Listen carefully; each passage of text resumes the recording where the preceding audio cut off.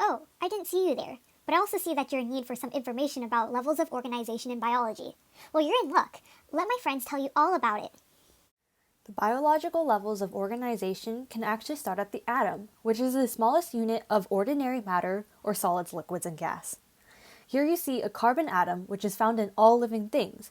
If you take this atom and several other types of atoms, such as oxygen and hydrogen, you can make a molecule, which is a group of atoms bonded together.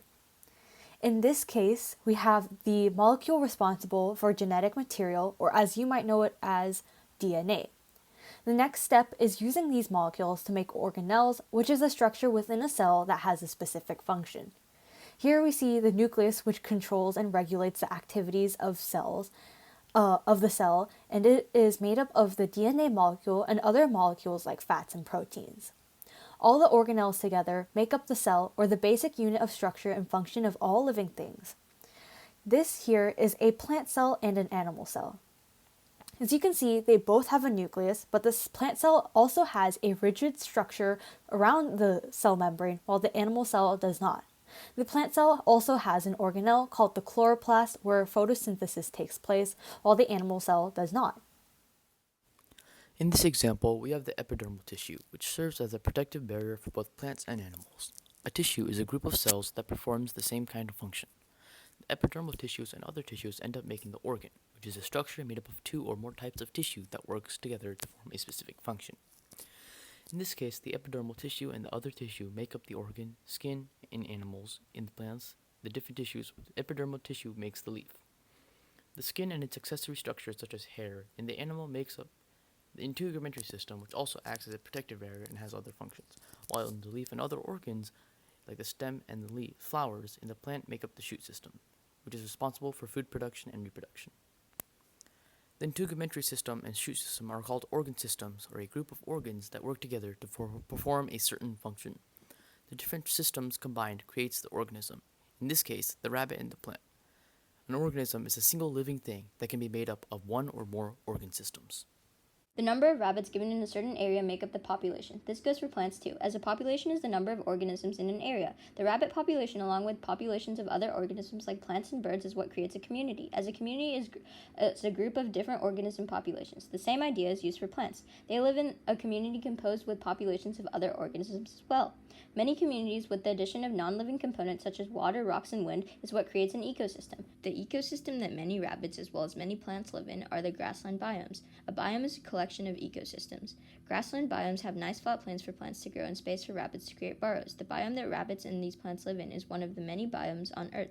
All of these biomes grouped together is what creates a biosphere, or the zone of where life is on Earth.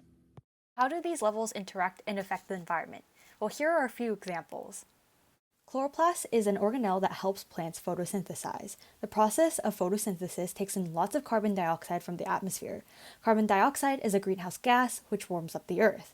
Places with lots of plants like forests store large amounts of carbon dioxide and reduces this gas by a lot, which helps with stabilizing the temperature of our environment and planet or biosphere. Moving on.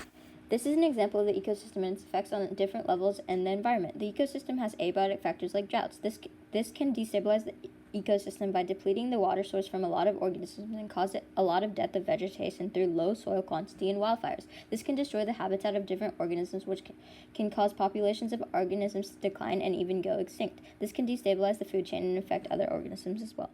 Finally, our last example.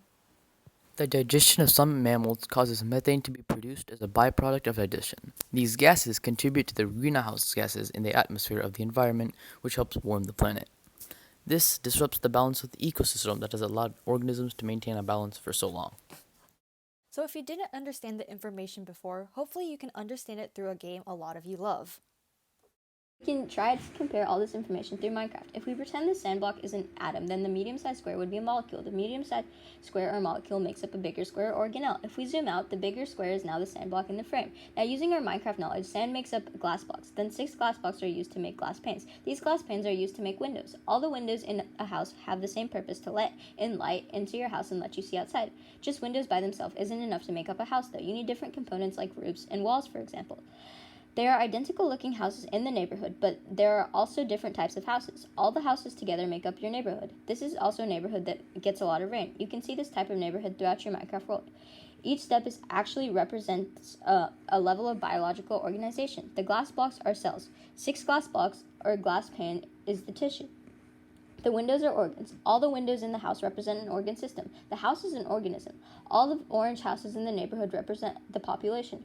All the houses combined, or the neighborhood, represents the community, and the neighborhood with the rain represents the ecosystem. All the neighborhoods that are similar to this neighborhood is the biome, while the Minecraft world itself would be the biosphere. You can also compare these levels of organization in a different way in Minecraft too.